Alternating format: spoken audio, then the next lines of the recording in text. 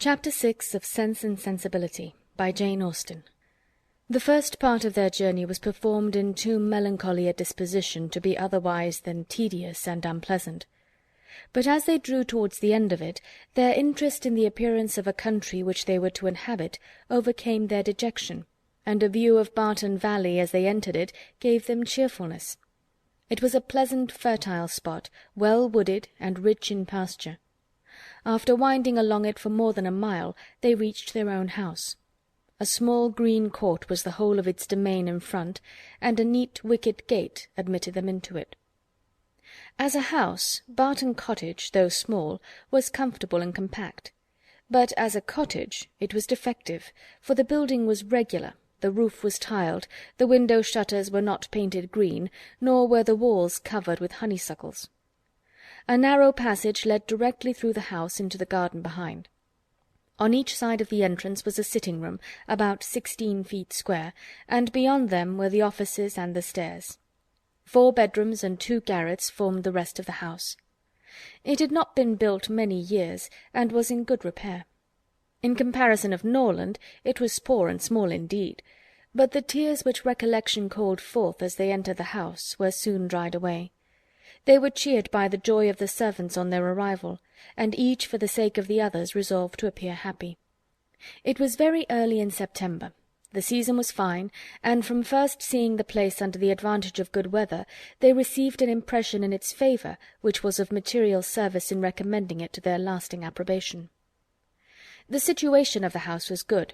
High hills rose immediately behind, and at no great distance on each side, some of which were open downs, the others cultivated and woody. The village of Barton was chiefly on one of these hills, and formed a pleasant view from the cottage windows.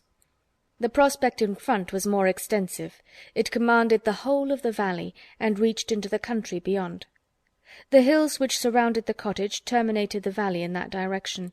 Under another name, and in another course, it branched out again between 2 of the steepest of them. With the size and furniture of the house, Mrs. Dashwood was upon the whole well satisfied. For though her former style of life rendered many additions to the latter indispensable, yet to add and improve was a delight to her, and she had at this time ready money enough to supply all that was wanted of greater elegance to the apartments.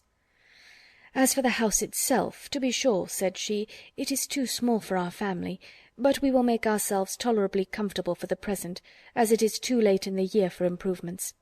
Perhaps in the spring, if I have plenty of money, as I dare say I shall, we may think of building.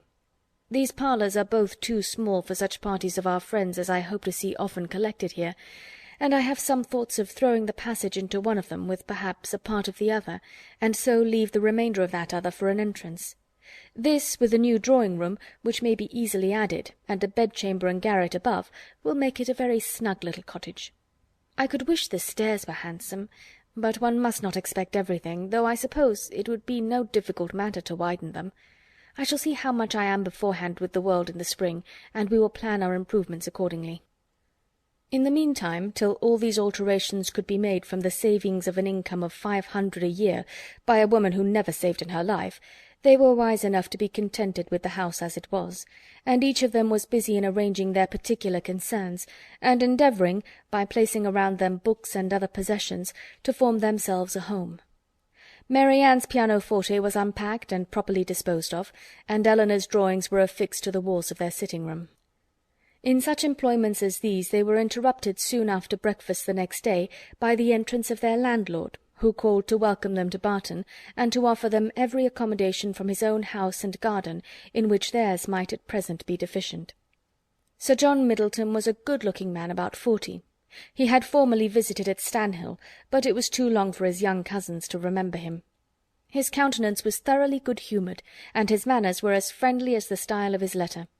Their arrival seemed to afford him real satisfaction, and their comfort to be an object of real solicitude to him. He said much of his earnest desire of their living in the most sociable terms with his family, and pressed them so cordially to dine at Barton Park every day till they were better settled at home, that though his entreaties were carried to a point of perseverance beyond civility, they could not give offence.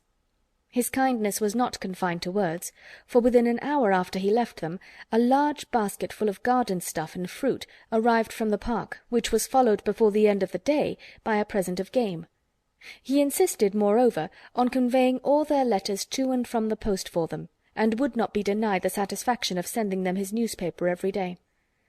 Lady Middleton had sent a very civil message by him, denoting her intention of waiting on Mrs. Dashwood as soon as she could be assured that her visit would be no inconvenience; and as this message was answered by an invitation equally polite, her ladyship was introduced to them the next day. They were, of course, very anxious to see a person on whom so much of their comfort at Barton must depend, and the elegance of her appearance was favourable to their wishes. Lady Middleton was not more than 6 or 27.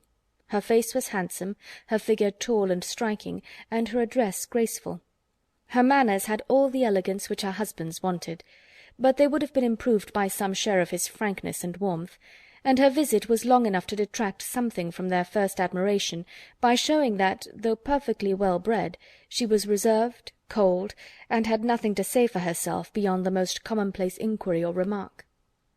Conversation, however, was not wanted, for Sir John was very chatty, and Lady Middleton had taken the wise precaution of bringing with her their eldest child, a fine little boy about 6 years old, by which means there was one subject always to be recurred to by the ladies in case of extremity, for they had to inquire his name and age, admire his beauty, and ask him questions which his mother answered for him, while he hung about her and held down his head, to the great surprise of her ladyship, who wondered at his being so shy before company, as he could make noise enough at home. On every formal visit a child ought to be of the party, by way of provision for discourse. In the present case it took up to 10 minutes to determine whether the boy were most like his father or mother, and in what particular he resembled either, for of course everybody differed, and everybody was astonished at the opinion of the others.